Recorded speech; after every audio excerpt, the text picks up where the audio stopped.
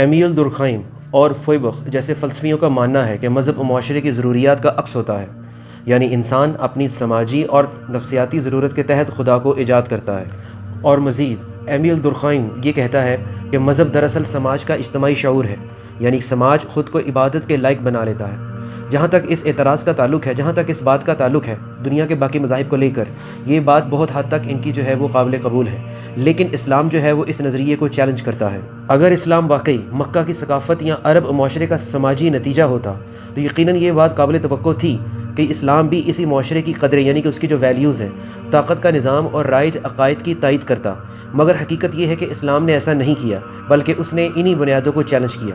تو آج کی ہم اسی ویڈیو میں ہم بات کریں گے کہ اسلام جو ہے وہ اپنی سوسائٹی کی پیداوار نہیں ہے، بلکہ اس کے خلاف اٹھنے والی ایک تحریک ہے۔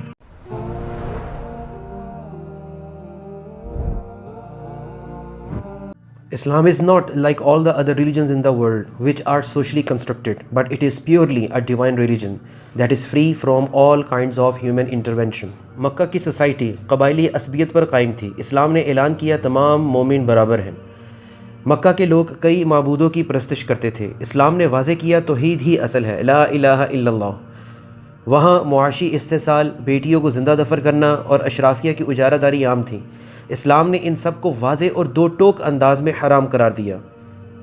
یہ وہ رویہ نہیں جو کسی سوشلی کنسٹرکٹڈ ریلیجن کا ہوتا ہے، جو عمومی طور پر سٹیٹس کو قائم رکھتا ہے، سٹیٹس کو بچا رہا ہوتا ہے اور طاقتور طبقات کو خوش رکھنے کے لیے بنایا جاتا ہے، بلکہ اسلام ایک اخلاقی اور روحانی انقلاب لے کر آیا جو ظلم، جاہلیت اور استبداد کے خلاف کھڑا ہوا۔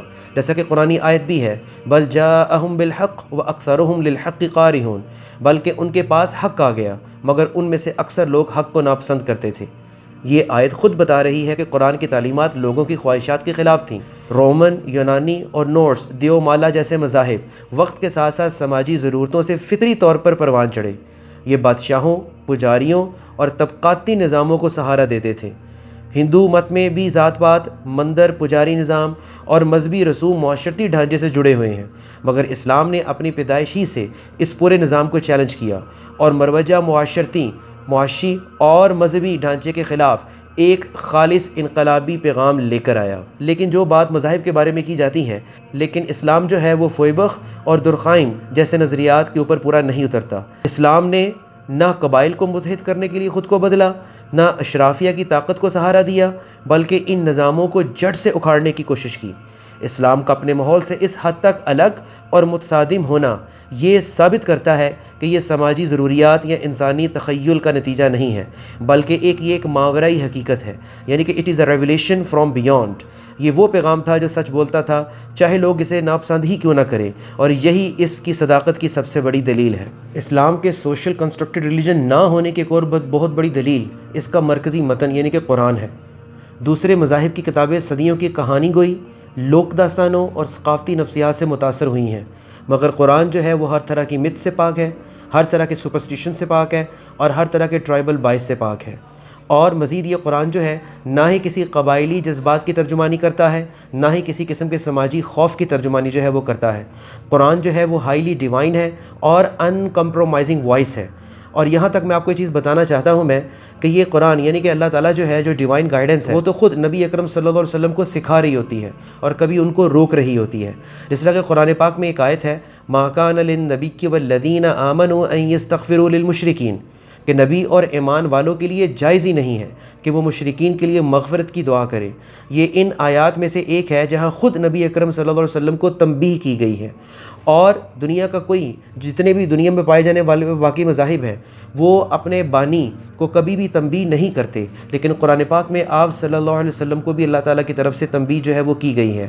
اور اس چیز کی ایک اور بہت بڑی دلیل ہے کہ آپ صلی اللہ علیہ وسلم جو ہے وہ خود اس کتاب کے آتھر نہیں ہیں، but he is a messenger under the command of Allah, کہ آپ صلی اللہ علیہ وسلم جو ہے وہ کوئی متھ نہیں ہے۔ اس طرح عیسائیوں نے حضرت عیسیٰ علیہ السلام کو ایک متھ بنا کر پیش کر دیا اور ایک کوئی ہسٹوریکل لیجنڈ بنا کر پیش کر دیا، جیسا کہ ہم گریک میتھولوجی میں دیکھتے ہیں یا رومن میتھولوجی میں دیکھتے ہیں کہ ان کے جو ٹرائبل ہیروز ہوتے تھے ان کو لیجنڈ بنا کر پیش کیا جاتا تھا، لیکن قرآن نے ایسا نہیں کیا، بلکہ قرآن پاک نے آپ صلی اللہ علیہ وسلم کی اطاعت جو ہے اس کو سامنے لایا، اور وہ بھی اطاعت کس کی رہنمائی میں؟ وہ بھی اطاعت جو ہے وہ اللہ تعالیٰ کی رہنمائی میں۔ تو قرآن جو ہے اس میں وہ کسی قسم کا میتھولوجیکل سٹرکچر موجود نہیں ہے جو ہمیں بائبل میں نظر آتا ہے، جو ہمیں ہندو مہا بھارت اور رامائن میں نظر آتا ہے، یا یونانی رومی جو میتھولوجیز ہیں ان میں نظر آتا ہے۔ نہ اس میں گاڈس کی کسی قسم کی کوئی جینیالوجیز ہیں، نہ ہی کسی قسم کا کوئی ڈیوائن رومانس جو ہے وہاں پایا جاتا ہے، نہ ہی آسمانی جنگیں پائی جاتی ہیں۔ یہ ان کہانیوں سے مکمل طور پر پاک ہے جو انسان عام طور پر قدرتی مظاہر اور خوف کی وضاحت کے لیے گھڑتا ہے، لیکن قرآن اس طرح کی ہر طرح کی انسانی کاوش سے بالکل پاک ہے۔ جیسا کہ ایک اورینٹلسٹ ہے منٹگومری واٹ، ان کا کیا کہنا ہے، وہ اس چیز کو تسلیم کرتے ہیں تاکہ وہ اورینٹلسٹ ہیں: The Quran is remarkably free from legends and myths. There is an austere purity about its monotheism.